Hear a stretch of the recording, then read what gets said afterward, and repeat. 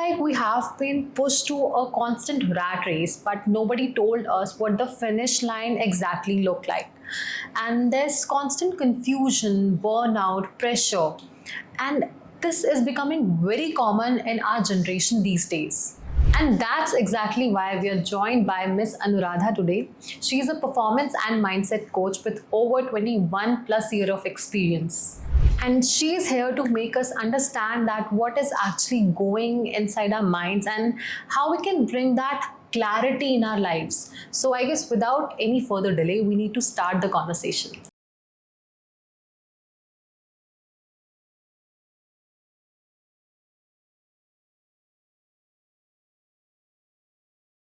Hello, ma'am. Welcome to the show. Thank you so much. First of all, it's a pleasure to have you here. And secondly, I wanted to say you look amazing. Wow, so do you. Thank you so much. So, ma'am, आज का जो हमारा episode है वो बहुत Gen Z focused होने वाला है. So, as you can see, अभी हमारी Gen Z कितनी hyper active हो रखी है. Very And nice. yeah, there are some issues, some problems that needs to be addressed. And इसको हम थोड़ा सा problem specific and solution oriented बनाने वाले हैं. So in the conversation, I would be discussing all the problems and I would expect you to come up with the solutions. Sure. So before we start, I have seen that you have more than 20 years of experience in performance coaching, and with your sessions, your workshops, you have changed a lot of people's life. So for the audience who don't know कि जो performance coaches होते हैं, what they exactly do and who needs a performance coach? See, everyone who is breathing need to understand who they are and what they can do with the qualities, with the capabilities, the potential they have. So that is where coaching comes. I help people understand all the key areas of their lives and then work on them to improve them. Whether it is mental health, physical health, your personal growth, spiritual growth, your career, relationships, fun and entertainment in your life, everything. Everything has a role, and if we balance it out, life is like a smooth ride. Otherwise, of course, it is bumpy, and that is where we have problems. Right. So I think that's very important to identify the purpose of your life. And people like you help us to identify that and to give us more clarity. So in your past experience, you might have come with a lot of Gen Z's mindset Yeah. and must have observed various kind of their behavior patterns. So what do you think, like what are those common specific problems Gen Z people deal with? The common problems I'm talking about. Sure. The first thing you said, purpose. Purpose, yeah. So we don't have to be so hung up about the purpose. Purpose cannot be just, a spark. I know my purpose. No. Purpose also evolves with time. So if I am a fresh graduate, my present purpose is to get a job, to start a business, a startup, wherein I can evolve myself, learn, and also I can make it a profession so that I earn. Right? That is my purpose at that time. Right. So purpose keeps shifting and keeps evolving. And we take it in a very, I'll say, very simple way. It is not that simple. So we should not just be very much bothered about it. It is criminal to ask, what is your purpose of life? Right. Give us time, we will evolve. And then the problems. Gen Z is born with this information age. So there is a huge, bombardment of information. And then with the phones, with digitalization, everything's like notifications. Every 10 seconds you have another notification. And dealing with one challenge at one time, whatever we are working on, and the moment there is another notification, our focus changes. And then there is another notification. So I think the most important thing here is focus. Gen Zs are not able to focus because of the digitalization, because of the phones, the notifications, the requirement. So that is the first problem that Gen Zs face. The second, other than the distractions, the notifications, is I would say more of a expectations mismatch. We are expecting Gen Zs to just start delivering. It is not fair. Right. We should give them time to evolve. We have been decades older than them. The millennials cannot expect them to work on their speed. Right? So that burden should not be there from beginning.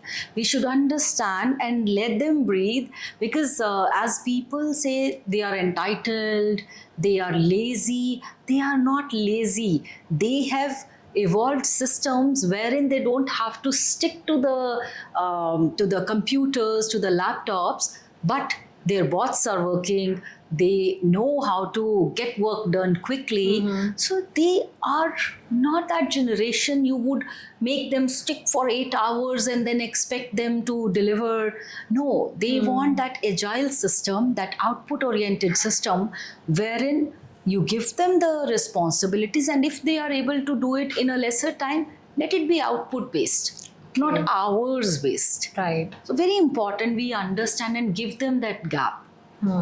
So as you have mentioned that there's constant notifications around, what I feel is that it has led a very high impact upon us, so that our brain is super active right now, hyperactive. It is hyperactive. And due to that, personally what I feel, there's no constant focus upon anything. So that has again created a very bad impact on us. And the secondly, that there are a lot of narratives being said by the society that Gen Zs don't want to work hard. So what's your take on that? No, I really don't agree there. No, and I'm sitting with Gen Even Zs I here. don't agree No, I with don't that. agree. I work with all Gen Zs, right? So it is very wrong on our part. I'm a millennial, so I would not agree there. As I said, laziness, no. Entitlement, no. They know what they can do, what they have to deliver, and then they deliver on it. If they are not required, they would not be guided by our moralities and false expectations. So I totally disagree there. For me, I have worked with Gen Zs, and Gen Zs have really given me a lot of results, and they are output oriented. They are not with the this corona times. So they have been at home and they have studied being at home, and now over expecting them to as I said about the 8 hours, 10 hours, they have evolved and they don't want to sit for hours, but yet they deliver. They don't want to have that same conventional choice of careers. They want to try, be flexible, Right. adapt. So I think that's very positive. And Yes. So according to them, hustle culture do exist, but they Oh, yes. they don't want to sit at one place and work according to their terms. Yeah, they are not for hustle culture. They don't believe in it. Actually, they are there are a lot of researches done by PW, by APA, by Gallup, and they suggest that Gen Zs are the people who are actually more bothered about the climate, about the environment. They do. And they're society. very conscious about it. And the happiness factor. So Gen Zs are going to really lead the way, is what I see. And the research are saying that. Yeah. Yeah. So many young professionals I have seen, they seem not to be very happy with their job. Like they're kind of dissatisfied or either always in that complaining mode. So according to you, why is this happening? Is it only about mindset or the workplace environment? I think environment plays a very important role. As I said that because of Corona, they are not attuned to those 8 hours, 10 hours of continuous sitting. They want a little change. So all that, and plus they are not in for office politics. they are a happy generation, and Right. they want things to come to them in a very positive way, rather than encapsulated in politics or false expectations. So yeah, office politics, they are a big no-no. Long hours, again, they are not very much keen on that, unless it triggers their they are challenged, and that gives them a kick. Okay. Yeah. Another consequence I've seen that they come up with this a burnout thing, and high expectations are there. Even with one of my friend, I recently had a call, and she said, "Ki bro, I'm not happy with my job," and I said, "Why? What happened?" She said, "I'm not able to create that impact." And I was like, "How long you have been working on this in this company?" She said 6 months. And I said, "Within 6 months, you're expecting to create that impact." Though 6 months is a huge duration, but there's some sort of patience to be there in our mindset, and also that constant comparison and those high expectations. Again, I would say Okay. that's a big See, problem. every generation has to adapt. So again, I would side by the Gen Zs here. Reason is they want feedback. And for any individual, actually, we build on feedbacks. So if there is a feedback system where the superior is telling you that, okay, you are 80% right or 40% on the mark, but you have to, maneuver your way, change this, then it is easier for you to understand and adapt and give better performance. But if there is an absence of feedback, it is very, very difficult for anybody to improvise and improve and perform better. So I think that is a drawback, and that is why. And then burnout, as I was just reading today, that praise in public and reprimand privately, right? So probably in that hustle culture that we have grown, we forget that, and we are the cause of burnout when we just give feedback on the floor in front of everyone. That feels a little demeaning. So burnout is not just physical, burnout is mental. So if you are really, really giving importance to your team members, you are sharing what value they bring, you are giving them feedback from where they can change, all those things will help reduce burnout. Okay. Yeah. So how can we help ourselves if you're facing any burnout kind of situation? Okay. Okay. See, stop, breathe. That is one way. We don't focus on our breathing, which is the foundation of our life, right? So that is one. Breathe, and you'll feel that okay. Then recollect yourself. If you feel that you have got hurt, then recalibrate those emotions and have an emotional vocabulary that I am feeling upset because I did not get a positive feedback. I am feeling tired because I'm sitting long hour. I am feeling frustrated because my peers have not supported me. You have to have the right vocabulary for your burnout. What is this burnout otherwise? And this TikTok culture and this chat gpt, the AI self-diagnosis. My own reportee, she tells me that I've got this problem, I've got that problem, and actually the right psychological words. So somebody other day told me, I think I'm ADHD.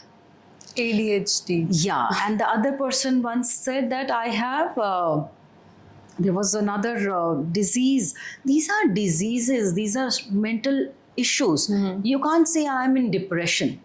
Because today my cab didn't turn up on time, I had to change 2 cabs, doesn't mean I am in depression. I am upset. It is very momentarily thing, right? Impermanence. Depression is a long-term problem which is caused by first anger, agony, sadness, and then anxiety, and then continuous anxiety led me to depression, right? So you can't use these words on the fly that, oh, I have this problem. So that is also self-diagnosis is really, really not done by this generation, where they tag themselves with problems. Shouldn't do that.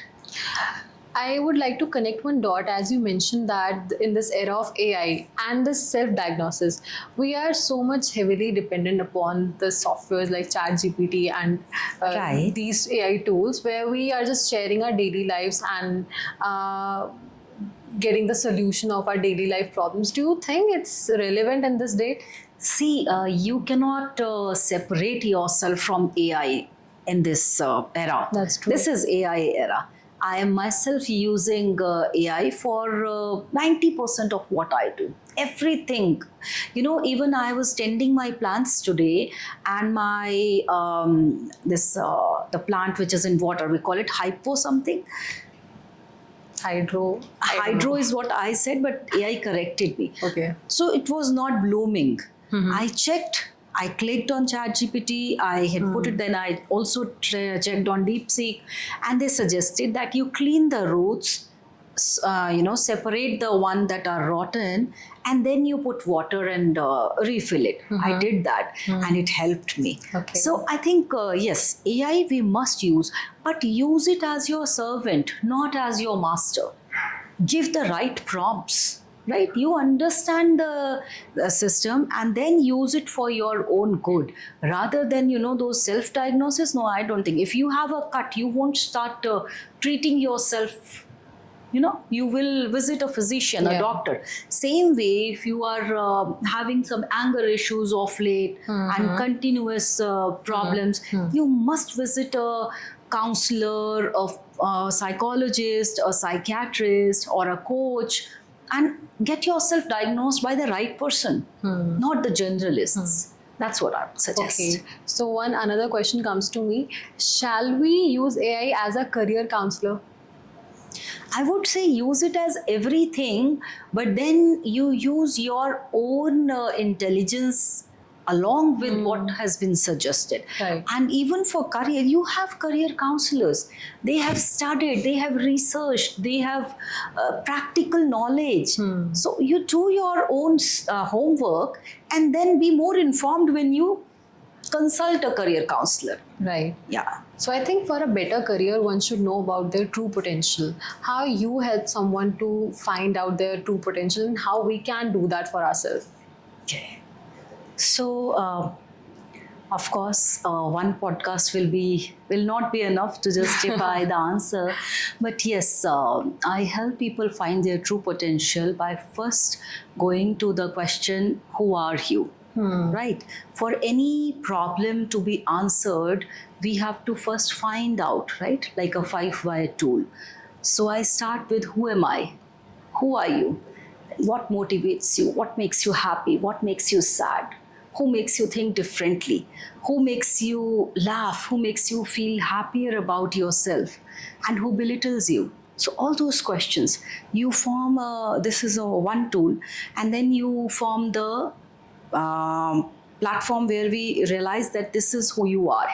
And then we build on it. What are your outcomes? What are the beliefs that are presently that have shackled you and you're not able to live freely and work freely? And then we find your true success definition. That what is it that Mokshita wants? What is it where she can actually blossom? So these are very much time-tested tools and easy to adapt. Right. And I've worked on them from quite some time now. So we go by that, and then we find your true potential. Okay. I feel like that's a very long approach and we have to be very patient with that. Oh yeah, it is very, I'll say, elaborative, and you can get to the root. Right. Yeah. Right. So, okay, one question I forgot to ask, that we are so much confused with our careers. And the problem is not about the career, it's about the options. There are a lot of options right now. True. So, one core reason what you think why there's a lot of career confusion according to you? See, back in our days, when we were studying, we would simply go for medical, non-medical. Yeah. Sciences, become a lawyer, become a doctor. Now there are n number of professions. The problem with Gen Zs is that you should take career as dating and not marriage. Start dating, no. Like they say, check all the chairs before you finally select yours. Yeah. So you try different professions, change. If you've not liked it, change. You are not supposed to deliver and be finally settled with a partner right away, or a job or a business. So you experiment with your jobs. That's how you find what your true purpose, your calling, and your passion is. Same way, I'll give you an example. Like in Western countries, kids are given a gap year, and it is very normal to have a gap year. But here in India, we don't take gap years. Right. So we are studying at a stretch, 10th, 11th, 12th, graduation, post-graduation, and there. Now you start working. If there were summer jobs at class 10th, I would have tried finance. I would have tried helping a doctor as an intern. You know, you do some small summer trainings while you are studying. And that is when you find out, oh, this is what I like doing. Like, I never was a finance person. So I had an option to take commerce, accounting, and all. But I said, no, I'm not doing it. Right?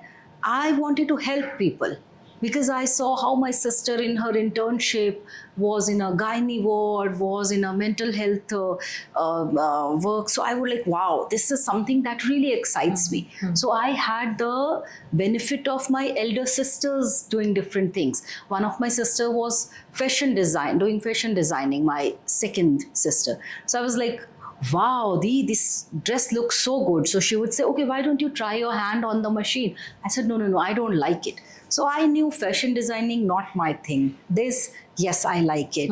So I had an option. Same way, you should give breaks in the career. So first you can try one profession, then you try the other profession.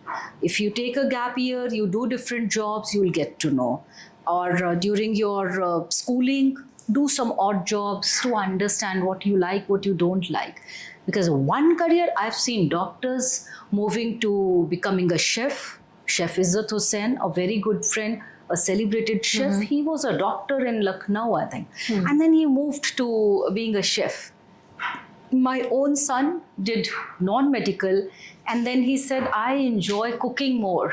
When I bake cake for you, I love that. I said, okay, then you bake cakes only. No, come to hot kitchen, make some food and try different things. So he's doing that. He's blogging. That's how you decide your career. So try different jobs, fail fast. Right. So initially, what I think, our main goal should be stability. Because not everyone can explore different options in terms of career. Once you're stable enough. No, I don't agree there. Don't say that. Stability, or I can only think of a stable water where algae is growing, right? Because it is so stagnant. Don't look for stability so soon in your life. You are kids. Explore, travel, That's learn. Gen Z mindset, so much hyperactive brain that... Even better. So use that hyperactivity to try different professions, right? It is always good. So one term comes here is clarity on what you have to do, because initially you are trying different professions, or you're juggling between them, but at one point of time you need that clarity. Okay, what is that particular thing that I would be doing for my whole entire life? Why are you in a hurry to get married? Date. That's what I said. Right. So you try different professions and you will get stability. This is a very false expectation set by our elders and our society that, get settled. What is the hurry? And then that is why divorces happen, because they have not enjoyed the courtship. So you first enjoy the courtship, get to know the partner, whether you really want to end up with this partner only, then you get married. So same way, whether you want to end up with this profession only, then you look for it, right? So stability is stability of mind. Clarity is when you are sure that I tried this, no, I don't want to do this, I would do something else. Let me try further. So then you reach that one true passion, purpose, which you enjoy more and say, all right, I settle at this career. It's a wonderful insight. I told you in the start that this podcast is going to be very essential for me as well. Absolutely. Thank you. So I got the clarity. Wonderful. So ma'am, initially मैंने एक term discuss की थी, that was comparison. Yeah. And comparison is happening a lot in these days in terms of mindset or the culture, in terms of money, lifestyle, living, everything. And one point is that I'm in favor of comparison, that we should compare, but to an extent, because तभी हम आगे बढ़ पाएंगे life में. So I have figured out two different types of comparison, what is healthy and what is unhealthy. So could you please tell our audience that what is healthy comparison, what is unhealthy comparison? See, one good thing you said was that comparison is good. Yes, healthy comparison is good. A healthy comparison is that I see something and then I get motivated. It inspires me. If she can do it, so can I. You know, there is an evidence that somebody has already done it, so I can do it as well. Whereas an unhealthy comparison is where I'm shamed, not inspired. I feel, oh my God, she's already done it, now I cannot do it. Oh, she's so better than me. Right? Yeah. So we have to understand that there is this thin line between healthy and unhealthy comparison. Even while we're doing it to our kids, our colleagues, our subordinates, and same way for ourselves. Right?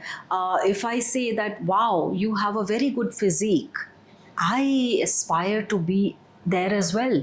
What did you eat? What is your sleep pattern? How do you exercise? Which modality? So that is something which is building, not cutting me down.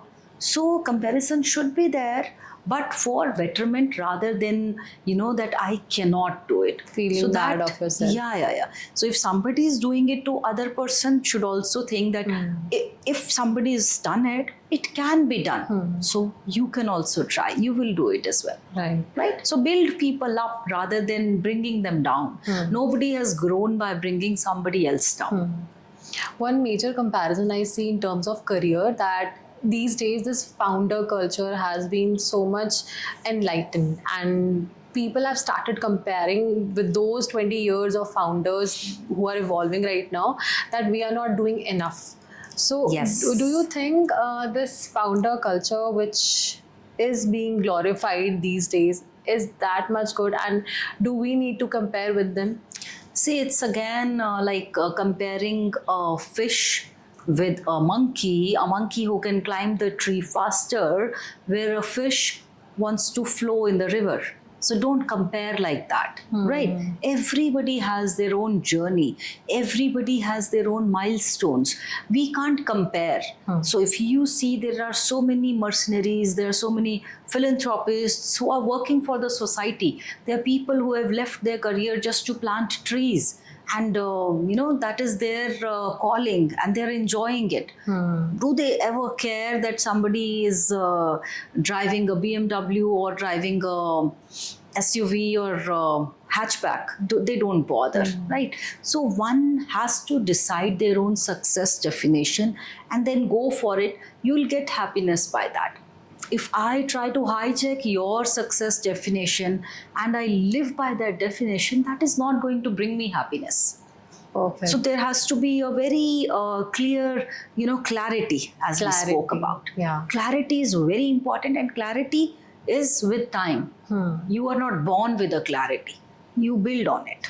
Right. Yeah. Now that brings clarity. So my another question to you is that how Gen Z can identify the real ambition and the influenced one? How can we identify that? Okay. So see, we all are working. We are living our lives. The life you live, the lifestyle, the path you take. Let's say if the praises, if the social media acknowledgement is removed, does your career still motivates you? If it does, then it is a real career. If you are only doing it for the sake of society, people, praises, then it is a borrowed ambition. So one has to be clear that, if every perk is taken from the choice you have made, do you still choose that? If yes, it is the real ambition. If you are doing it for superficial reasons, then it is not your, ambition. It is a borrowed ambition then. All right. So there are a lot of expectations and the reality on the other side. How can we navigate them? So first of all, that's why I said I start with who am I? First of all, give credit to yourself. Trust your own opinions. Believe that what you want is what you know what you want, right? Okay. And then go for it. If you are just living for the society, if you are living for people, if you are living for social media, my God, God save you. Because then you will never get satisfied and happy about it. So forget about what others want. What do you want? Right. Live by that. So self-analysis is very important. Oh yes, very much, very much. Your happiness. You have to keep using that thermometer. That am I enjoying it? If yes, continue. Or am I doing it for somebody else? Then you will never be happy and satisfied. It is again borrowed.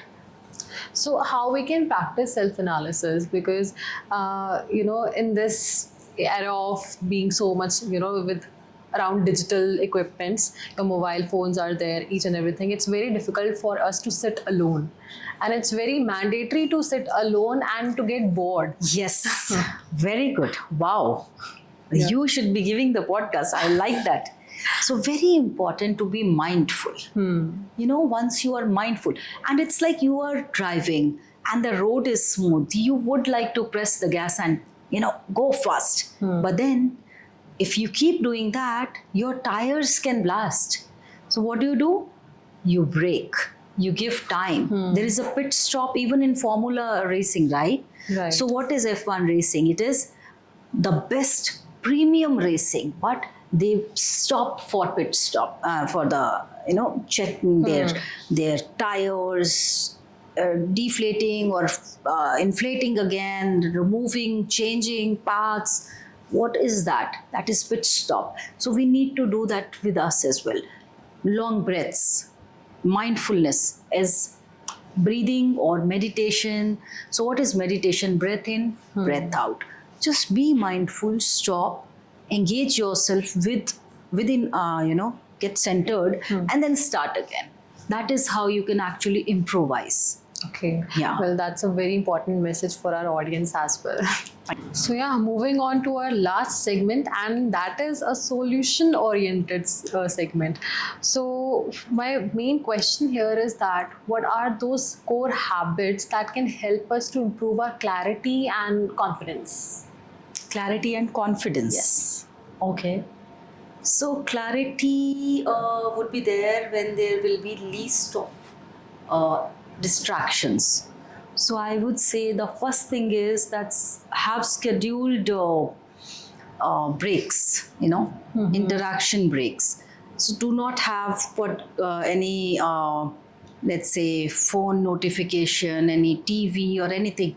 Just time with yourself. So boredom breaks, you can call them. Have some breaks where you are, not overdosed by all these things. You can call it detox, you can call it boredom breaks, or you can call it notification purging. So no notification day, right? So have those breaks so that you can think about yourself. You are with your own thoughts. So boring time is good. It is not always bad. That is one thing that will give you clarity, and you focus on your breathing during that time so that you are just centered. You are listening to your own thoughts. And for confidence, there are small hacks. See, when you are talking slowly, that means you are very gathered. You are collecting your thoughts and then you are speaking. So that is one form of confidence. Then confident people, you can hijack their confidence. Just look at the people around you who are more confident. You will see, okay, they have a very good pace of walking and a very slow pace of talking. Hijack that, learn that and practice it. Right. Then you have to be comfortable in your own body, in your own way. If you have any flaws as per you, accept them. I always tell people the definition for happiness is accepting. First is knowing, as I keep saying, know yourself, know yourself. So one is know yourself, then accept yourself, and then celebrate yourself. When you know yourself, you know the areas where you need to work on. You can work on them. You can build on them. and you accept yourself as you are, right? And it is also said that problem identified is half solved, right? So if I know some problem areas, I can work around them and become better, right? That's the name of the company, Be Better. So you be better, no, if you know that this is wrong. So knowing, accepting and celebrating yourself. If you celebrate yourself, everybody around will celebrate you. You'll see that aura is changed and you carry that grace with you because you accept yourself. Wow. So that is, I think, my take on confidence. Confidence is feeling beautiful, right? Preparing. I'll give you another tool, POP, power of preparation. You prepare so much that, even in your sleep, if somebody asks you something, you know it. So that will give you confidence if you are prepared. If I ask something about you, you are the best person to tell me. So you will be confident that Right. I know about myself. So do it that way. So inspiring. Thank you so I was much. so lost in your Oh my conversation. God. So that was a wonderful message you gave on clarity and confidence. At last, I want you to give a very beautiful message for our confused and overwhelmed Gen Z audience. Wow. Confused, overwhelmed, hyperactive. Stop calling you these names. Improve and get clarity in your vocabulary, emotional vocabulary. Give the right word to what you are feeling right now. I am feeling overly excited about getting this money, or I am very much interested in earning a lot of money. I am excited to go on this trip, or I am very nervous about this interview. Everything is not anxiety. So have the right emotional vocabulary is my request to all this Gen Z, Gen Alpha, everyone, that we need to put the right words of our feelings, what we are feeling right now. And you are not at all confused. I think you guys are making us nervous at times with your energies, and you call it hyperactive, we call it very attentive, very prompt, very flexible. Yes. So self-talk is very important. So I would say that have a positive talk about yourself, know yourself, accept yourself, and celebrate yourself is my last message. That's a very beautiful message. Thank you. And thank you so much for making this whole conversation so much insightful, so much, I would say, very informative for me, for all of us who are watching this show. So that was all about this conversation, and I hope you have enjoyed it. You have found it very informative, very insightful, and see you in the next episode. Keep on watching EStreet Podcast, and don't forget to like, share, and subscribe our YouTube channel. Bye bye.